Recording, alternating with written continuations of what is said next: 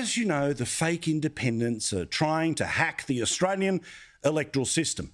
They're trying to exclusively unseat one side of politics while campaigning against all sides of politics, while, of course, Greens and Labor votes will theoretically get them to a place where they can take on the Liberal Party. No breaking news there. They get endless free kicks in the Turnbull Times or the ABC that'll constantly talk about how this incredible revolution is coming. And when this new wave freshens Australian politics, the holy trinity of this new faith, of course, is climate change, despite the fact that none of them have ideas to how to create energy in any of their own electorates. No, that has to be done by those awful people in the suburbs. And let's not even talk about the people in the bush. That's just a place where we have Airbnbs. Then, of course, there's integrity. And they demand a federal ICAC so we can have a royal commission into question time scandals. But integrity is not really their thing either because, of course, well, there's some dodginess about where their money comes from, be it at this election or at the previous election. And then the absolute third pillar is the amazingness, that is, the ABC. Perfect example of this is one of the fake independents who is part of this movement, who's running against the communications minister in the north of Sydney. She said that today, that is Valentine's Day, is a day where we should think about the ABC. Happy Valentine's Day. I hope this day makes us all think about how it's so important to love our planet, our democracy, and our national broadcaster. Yeah, that's what I thought when I was saying Happy Valentine's Day to my wife today. Did you say that? I love you, doll. And don't we love our national broadcaster as well?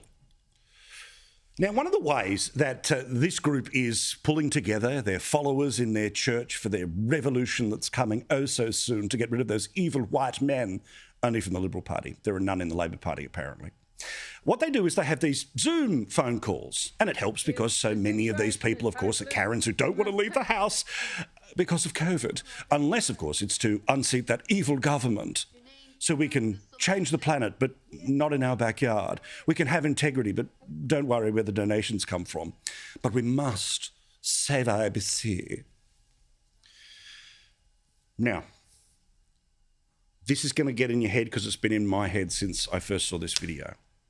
To start off this special meeting of those that wish to save the ABC, I don't know who this person is, but I tell you what, their talent is undeniable, with the new national anthem that these fake independents will get kids to sing at the start of every school day.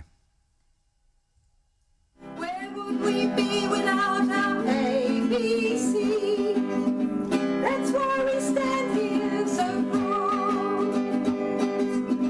It's not for sale, it was built to last. Oh. That's why we need to say it loud. I mean, it's just beautiful, isn't it? I mean, you can see our athletes standing there at the Brisbane 2032 Olympic Games. Gold for Australia, gold for beating climate change, gold for stopping the Liberal Party. And we all as one well up with pride as this new national anthem rings throughout the stadia. ABC. And it's been attacked, and it's been attacked through its history. It's always had its critics, never more than now. That same kind of carping fringe of people on the side who make the same claims about the ABC being biased. Well, I've got ahead of myself here. I was planning to show you even more of the song, but apparently it's just too amazing that I can't show you. So part of this webinar was that they invited in a group of hardcore former ABC TV personalities and activists to rev up the crowd about the endless threats that are coming the way of the ABC. Now, let me help you with this for a second. No one who's going to form government has any policy whatsoever about cutting funding or even mildly doing anything to the ABC. It's just made up. Instead, people try to say that any sort of commentary about the ABC is an attack on this incredible church and that we are all committing a sin. So you get Red Kerry to come on and say what you just heard, that there's constant threats against the ABC. And there's lots of questions that get asked by very well-meaning people about the integrity of this organisation. The truth is it's rubbish. It's made up. Now, two things can be true at the same time. You can believe the ABC can exist, can even thrive. You can have kids who love shows like Bluey, but you can tell that on every show that talks about politics, there's a fairly obvious way that they lean. Just yesterday on their online site, 3 of the 4 analysis pieces that they were running were all anti-government. Now, of course, they will say, well, just look at the polls. That is the environment in which we live. But if polls were the exclusive indicators of how things would be covered on the ABC, they would have a much more aggressive position when it comes to China, which 80% of Australians have an issue with at the moment. They would have strong positions against further increases in immigration, which 60% of Australians are for. Instead, no, you know how this works. And I can't help but think that in this new Australia that will be coming our way, we're going to see a scenario where the ABC is the church. That is the place where we gather all day, every day, from childhood of ABC Kids to Radio National and death, where the national anthem will ring oh so proudly. Could we play it again, please? Where the Radio National, where the ABC anthem will play so loudly and swell in our hearts. I repeat, it's made up. It's garbage. It's one of those general issues to run on, like let's stop poverty and maybe we could kill cancer while we're at it. Nothing's happening to the ABC. Unlike every other media company that in the past 2 years has sacked hundreds of people, lost millions of dollars, they have guaranteed funding.